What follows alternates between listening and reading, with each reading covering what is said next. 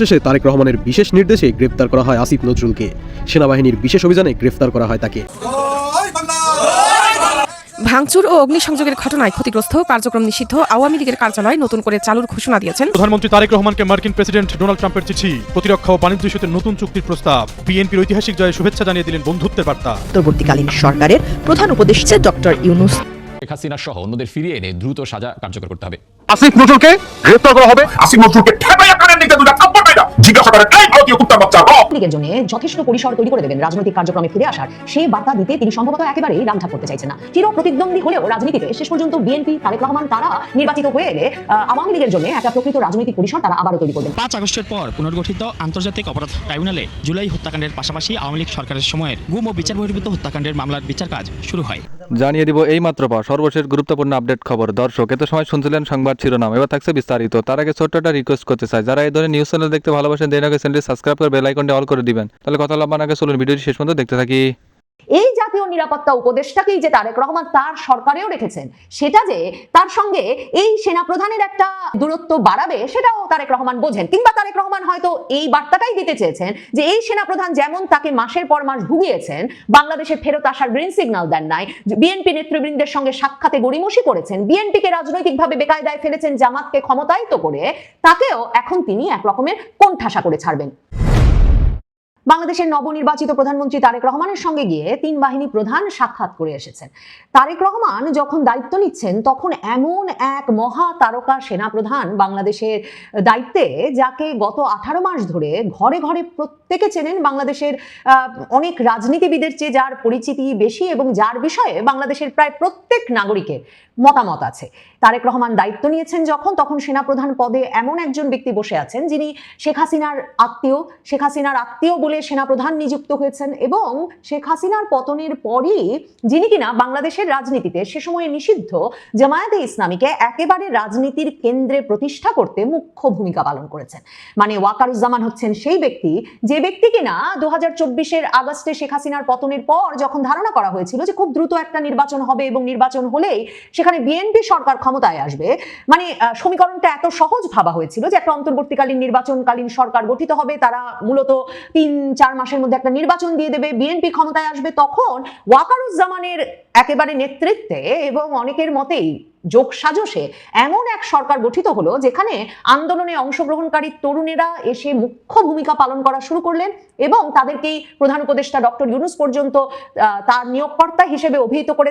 তার কথা মতোই সরকার চালাতে থাকলেন। আর সরকারের মূলত সারা বাংলাদেশ জুড়ে সরকারের প্রশাসনে মূল ক্ষমতার কেন্দ্র হয়ে উঠল জামায়াতে ইসলামী। কাজেই তারেক রহমানের পক্ষে এই সেনাপ্রধানকে বিশ্বাস করা যখন কঠিন, তখন এটাও মনে রাখতে হবে এই সেনাপ্রধান, এই 3 বাহিনী প্রধানের বাহিনী যখন মোতায়েন বাংলাদেশের নির্বাচনকালীন ডিউটিতে, সে সময়ে তারেক রহমান নির্বাচনে বিজয়ী হয়ে আসতে পেরেছেন, এবং সারা দেশ জুড়ে তার প্রতিপক্ষ, তার প্রধান প্রতিদ্বন্দ্বী জামায়াতে ইসলামী জাতীয় নাগরিক পার্টি বলেছে যে সারা দেশ জুড়ে প্রশাসন, সেনাবাহিনী, পুলিশ সবাই তাদের বিপক্ষে কাজ করেছে। এবং তারেক রহমান যে ওই যে তাহাজ্জুদ থেকে তার নেতা কর্মীদেরকে বলেছিলেন ভোট কেন্দ্রগুলো পাহারা দিতে,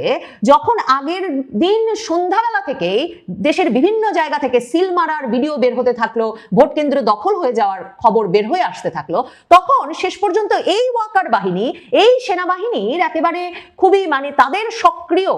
এক রকমের ভূমিকার কারণেই এবং তাদের সক্রিয় ব্যবস্থাপনার কারণেই শেষ পর্যন্ত নির্বাচনটা বিএনপি বের করে আনতে পেরেছে, সে বিশ্বাসও বিএনপি নেতৃত্বের মধ্যে প্রবল। এই ওয়াকারুজ্জামানই কিন্তু আবার সেই ওয়াকারুজ্জামান যার সঙ্গে সাক্ষাৎ করতে মির্জা ফখরুল ইসলাম আলমগীরকে একসময় হয়রান হয়ে যেতে হতো, এবং সপ্তাহের পর সপ্তাহ অপেক্ষা করার পর তিনি যখন দেখা করতেন, তারপরেও মাসের পর মাস সেনাবাহিনী থেকে, ওয়াকার বাহিনীর কাছ থেকে তাদের নেতা তারেক রহমানকে লন্ডন থেকে বাংলাদেশে ফিরিয়ে আনার ব্যাপারে কোনো গ্রিন সিগন্যাল পায়নি বিএনপি। অথচ জামায়াতে ইসলামীর আমিরের সঙ্গে এই ওয়াকারুজ্জামানের সম্পর্কটা এতই ঘনিষ্ঠ যে এই ওয়াকারুজ্জামান এমনকি নির্বাচনী জোট করবে জামায়াতে ইসলামী এবং এনসিপি, যেদিন এই আনুষ্ঠানিক ঘোষণা এলো দু দলের তরফে, সেদিনও এই ঘোষণা দেওয়ার সংবাদ সম্মেলন করে জামায়াতে ইসলামীর আমির ছুটে গিয়েছিলেন সেনাপ্রধান ওয়াকারুজ্জামানের সঙ্গে সাক্ষাৎ করতে। তবে তারেক রহমান, বিএনপি এটাও বোঝে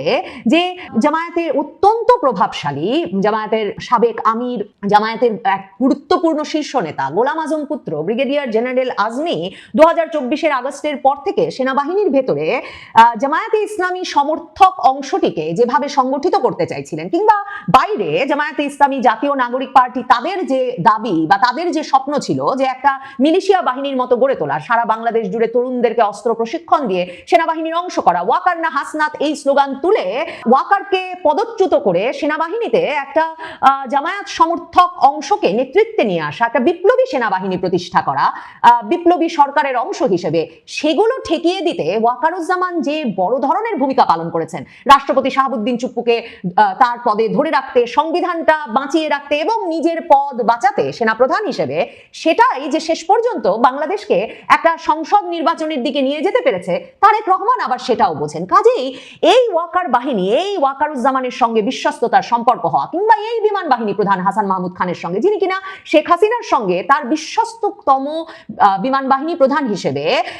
একেবারে সামরিক বিমানে করে শেখ হাসিনাকে দিল্লি পর্যন্ত পৌঁছে দিয়ে তবে বাংলাদেশ ফিরেছেন, এদের সঙ্গে শেখ হাসিনা নিয়োগ করা এই 3 বাহিনী প্রধানের সঙ্গে একটা বিশ্বস্ততার সম্পর্ক গড়ে ওঠা তারেক রহমানের মুশকিল বটে। তবে এই মুহূর্তে আপাতত যে এরা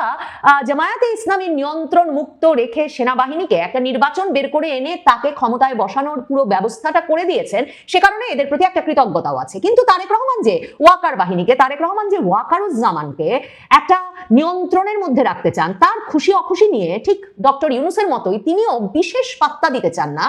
তার প্রমাণ হচ্ছে খলিলুর রহমানের নিয়োগ। দেখেন, জাতীয় নিরাপত্তা উপদেষ্টা হিসেবে ডক্টর ইউনূস যখন খলিলুর রহমানকে নিয়োগ দিয়েছিলেন, এই ওয়াকারুজ্জামান তখন 3 বাহিনী প্রধান মিলে, মানে তিনি তো যে কোনো গুরুত্বপূর্ণ আলাপ করতে হলেই বিমান বাহিনী এবং নৌবাহিনী প্রধানকে তার সঙ্গে নিয়ে যান, তখন মে মাসের 21 তারিখে তিনি 3 বাহিনী প্রধান মিলে যমুনায় গিয়ে ডক্টর ইউনূসকে বলে এসেছিলেন যে তারা একেবারে এই বিষয়টাকে অনুমোদন করেন না, যে তাদের কোনো রকম আলোচনা ছাড়া, তাদের সঙ্গে আলোচনা ছাড়া, তাদের অনুমোদন ছাড়া ডক্টর ইউনূস বিদেশ থেকে উড়িয়ে এনে একজন জাতীয় নিরাপত্তা উপদেষ্টা বসিয়েছেন, এবং তিনি আশা করছেন সেই জাতীয় নিরাপত্তা উপদেষ্টা সেনাবাহিনীর সঙ্গে একটা সমান্তরাল নিয়ন্ত্রণ ক্ষেত্র প্রতিষ্ঠা করবে। এবং সেদিনই ওয়াকারুজ্জামানরা এটা পরিষ্কার করেছিলেন যে ডক্টর ইউনূস জাতীয় নিরাপত্তা উপদেষ্টাকে যমুনার ওই সভা কক্ষে রাখলে তারা কোনো আলাপ করবেন না, কাজেই তিনি যাতে তাকে বের করে দেন, এবং এরপর কখনো এই জাতীয় নিরাপত্তা উপদেষ্টাকে নিয়ে 3 বাহিনী প্রধানের সঙ্গে আলাপে বসতে পারেন নাই ডক্টর ইউনূস। শুধু তাই নয়, ওয়াকারুজ্জামান তার এই জাতীয় নিরাপত্তার উপদেষ্টার বিষয়ে আপত্তি এরপর 22শে মে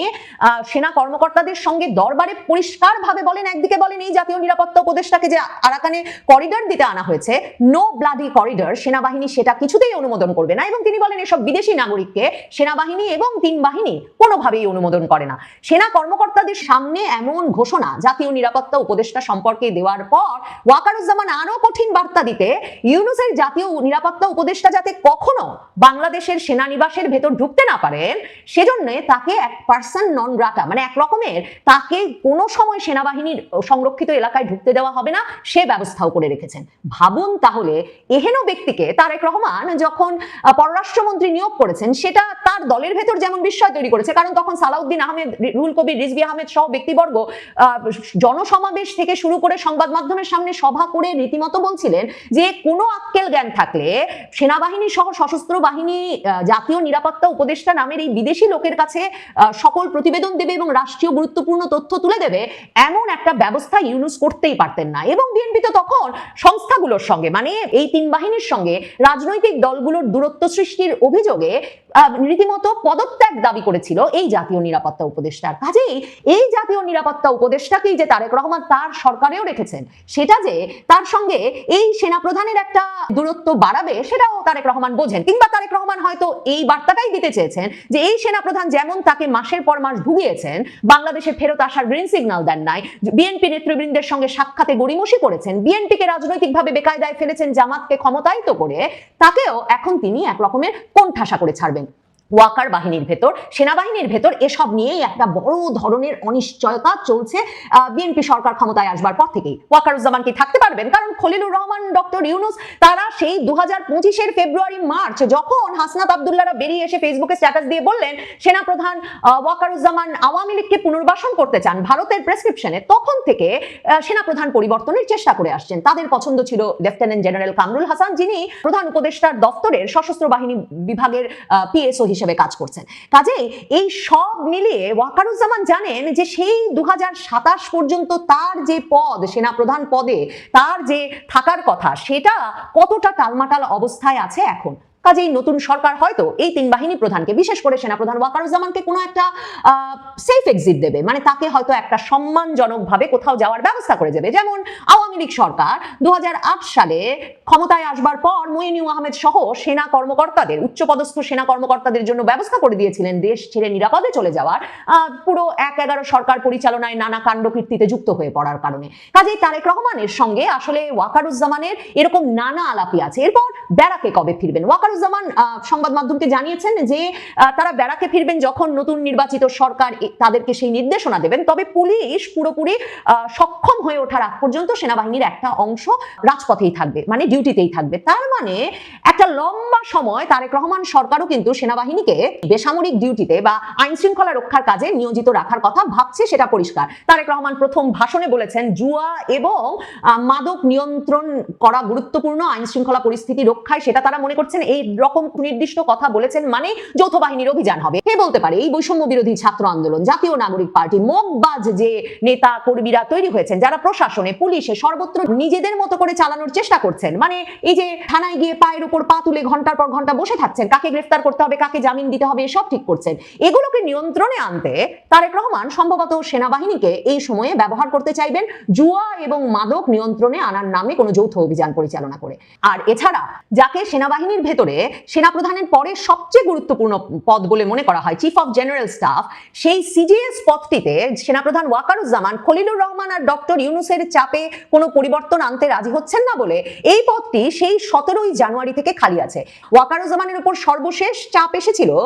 যেই ব্যক্তিকে তার এই ঠিক পরবর্তী পদটিতে নিয়োগে, মানে তিনি সরে গেলেই যিনি হবেন সেনাপ্রধান, সেই ব্যক্তি বিএনপির ঘনিষ্ঠ এবং সেই ব্যক্তি মীর মুশফিকুর রহমান রীতিমতো তারেক রহমানের সঙ্গে সাক্ষাৎ করে এসেছিলেন তাকে সিজিএস পদে নিয়োগের বিষয়ে, সেটাও নির্বাচনের আগেই খবরে প্রকাশিত হয়েছিল। কাজেই তারেক রহমান কিভাবে সেনাবাহিনীকে সাজিয়ে নিতে চাইছেন, তারেক রহমান কোন কাজে সেনাবাহিনীকে ব্যবহার করতে চাইছেন, এই তিন বাহিনী প্রধানের সঙ্গে তারেক রহমানের সম্পর্কটা কেমন হয় এবং এই অতি তারকা হয়ে ওঠা সেনা। প্রিয় দেশবাসী, আপনারা যে যেখান থেকে ভিডিওটি শুরু থেকে শেষটা মাঝে দেখছেন, আপনাদের সকলকে জানাই অসংখ্য ধন্যবাদ। যদি ভিডিওটি ভালো লেগে থাকে অবশ্যই সবার কাছে শেয়ার করে দিবেন। তাহলে সবাই সুস্থ থাকবেন, ভালো থাকবেন। পরবর্তী কোনো নিউজে দেখা হবে। আসসালামু আলাইকুম।